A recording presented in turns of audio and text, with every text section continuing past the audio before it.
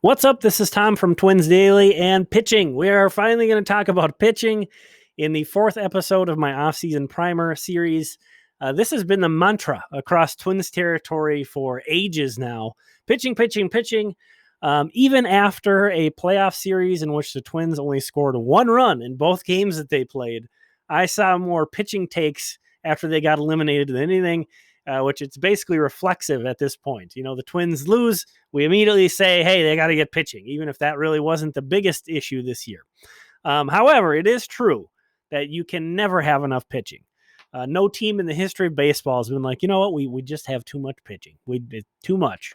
So, yeah, aiming at impact pitching is always logical, no matter even if you're the best pitching team in baseball. However, the Twins pitching staff did have the fourth lowest ERA in baseball this year. That is crazy. Fourth lowest ERA in baseball, while the lineup was tied for 18th in runs scored.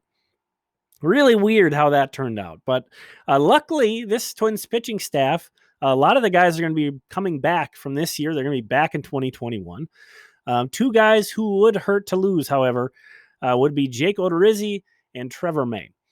It's easy to forget that Odorizzi had a stretch in 2019 from mid-April through June that was every bit as impressive as Kenta Maeda was in 2020 for the Twins. Odorizzi pitched to a 2.18 ERA, and the Twins were 12-1 in his starts over that stretch that I mentioned. Just amazing. Odo only appeared in 4 games this season due to an intercostal strain, a batted ball that injured him, and then a blister. So just a weird season for him, very unfortunate. And it's kind of crazy the Twins did as good as they did without getting much of a contribution from him this year, to be honest. And that kind of bad luck that Odo experienced this year, that kind of stuff was happening to Trevor May all the time earlier in his career. But really since mid to late 2018 through today, this guy's been a really good bullpen arm. Arguably one of the better in baseball, if you put it a way I'm going to put it here, is his K percentage, the batters he strikes out, 32.9% over that stretch.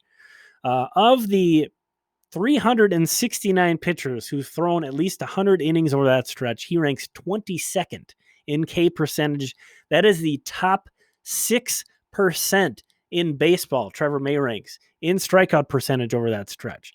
So, given the year that Odorizzi had, this is very unfortunate for him. I feel bad for him, but I think the Twins have a great chance at bringing him back and bringing him back at a very good price. And, you know, the early indications kind of show that he might be interested in a return to Minnesota as well. So that's nice. May, on the other hand, is going to find a bevy of suitors. Not only you can never have enough pitching, in particular, you can never have enough bullpen pitching. So, you know, every team in baseball wants a Trevor May, and he's going to be one of the younger guys in this relief free agent class. You know, as we look at it now, things can change with guys getting non-tendered and all that stuff. But Trevor May is going to get a good contract, and good on him. He deserves it. I would be surprised to see this front office really spend on a reliever. That really hasn't been the way that they've built their bullpens.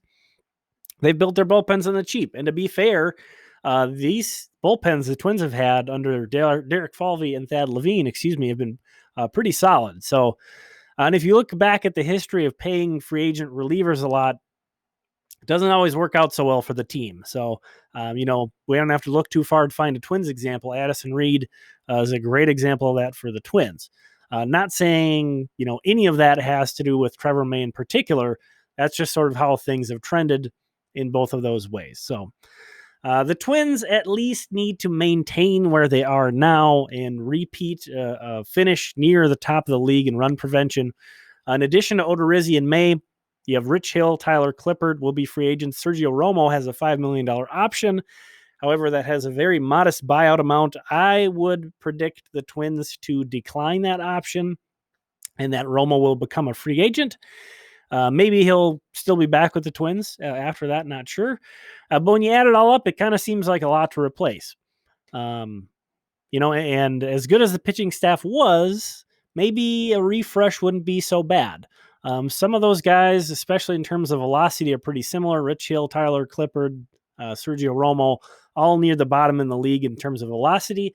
Not that impacted their effectiveness much, but maybe you don't want that many of those guys in the same pitching staff. And to be fair, on the other end, we saw Jorge Alcala, a rookie, and Matt Whistler, a waiver wire pickup, pitch excellent in 2020. So we're going to see more prospects, which we talked about a bit in the last video, come up and have a chance to contribute. There's going to be more diamonds in the rough out there, getting placed on waivers, getting non-tendered, maybe available via trade that I could see the Twins targeting. Lots going on. But, again, what about that impact pitching? Even though the pitching wasn't really the main concern in 2020, you always want to be taking steps forward when you're in the cycle that the Twins are in. What about those impact pitchers? Twins are always desperate for, Twins fans. We are going to take a look at some potential free agent fits in the next episode of this series. But for now, if you've missed any previous episodes of this offseason primer series, you'll see on the screen there's a link to a playlist to all of the past episodes, and any future episodes will also be added to that playlist. Anyway, this has been Tom. Thanks for checking this out. We are going to talk again soon.